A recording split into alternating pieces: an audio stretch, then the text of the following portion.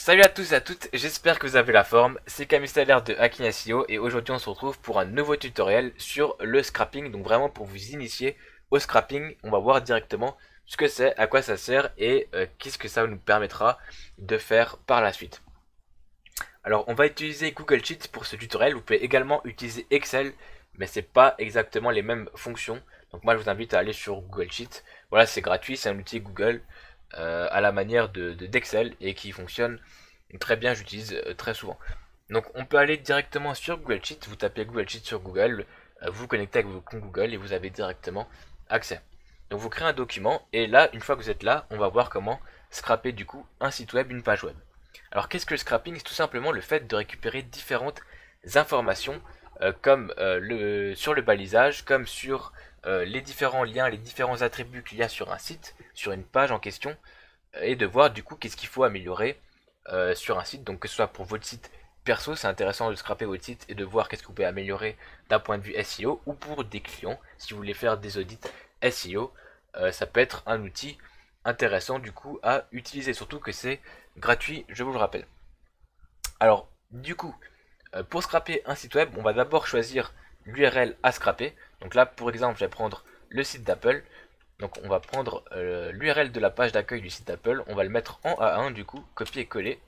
Et ensuite du coup, on va utiliser cette URL dans différentes cases pour mettre des formules et voir ce qu'on peut scraper. Donc par exemple, si je clique sur la case B1, je fais 1 égal pour démarrer une fonction, je clique sur import XML, entre parenthèses, donc là je sélectionne l'URL en question, donc là A1, ensuite un point virgule, et ensuite entre guillemets, je vais sélectionner après deux fois double slash ce que j'ai envie de scraper. Par exemple, si j'ai envie de scraper les H2 du site, je vais mettre comme ça du coup double slash et H2.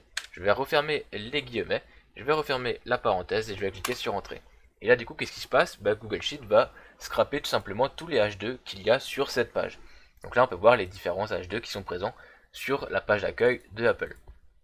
Un autre exemple, si vous voulez par exemple scraper les liens qu'il y a sur cette page, pareil, vous cliquez sur égal, vous tapez import XML, entre parenthèses vous sélectionnez l'URL, donc la A1, point virgule, et puis là du coup, entre guillemets, slash slash A, donc pour sélectionner les liens, et ensuite slash arrobase et href pour sélectionner, pour tout simplement scraper directement les href des liens qu'il y a sur cette page. Vous refermez les guillemets, vous refermez la parenthèse, vous cliquez sur OK, et là du coup ça va vous scraper tous les liens qui sont présents sur cette page. Donc là voilà tous les liens qui sont présents sur la page d'accueil de Apple.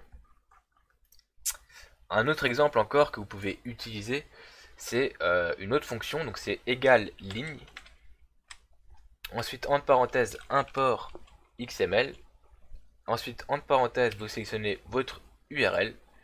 Vous mettez un point virgule entre guillemets et là du coup vous mettez ce que vous voulez scraper. Donc là du coup par exemple les H4, vous refermez les guillemets, vous refermez les deux parenthèses, ok, et là du coup ça va vous compter tout simplement le nombre de H4 qu'il y a sur cette page. Donc là il y a 6 H4.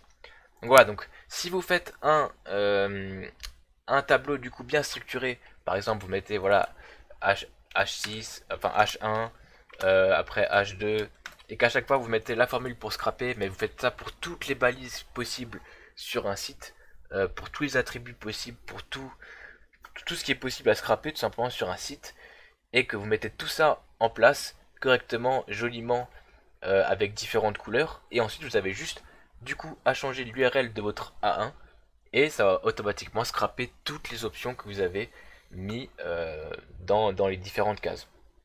Donc je vous laisse imaginer le potentiel de cet outil gratuit, hein, je vous le rappelle. Une fois que votre fichier est bien structuré, est bien fait, vous avez juste à mettre l'URL du site à scraper, que ce soit l'URL d'un client, l'URL d'un de vos sites, et vous avez directement toute la structure du site qui apparaît sous vos yeux, et vous pouvez voir directement ce qu'il faut améliorer, ce qu'il faut tout simplement faire pour améliorer votre visibilité sur les principaux moteurs de recherche et améliorer la visibilité de votre site web.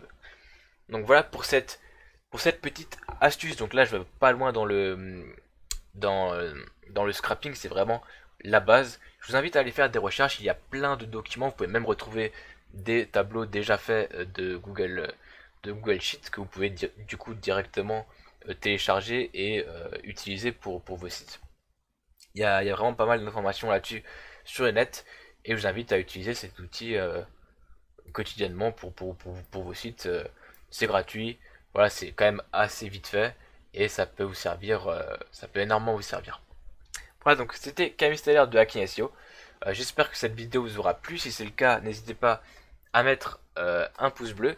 Et si vous avez du coup différentes formules de scrapping à partager, ou si vous connaissez les sites qui référencent différentes formules, ou encore si vous connaissez des tableaux qui sont déjà implantés sur le web et que vous voulez partager, n'hésitez pas à les mettre en commentaire, on ira checker ça.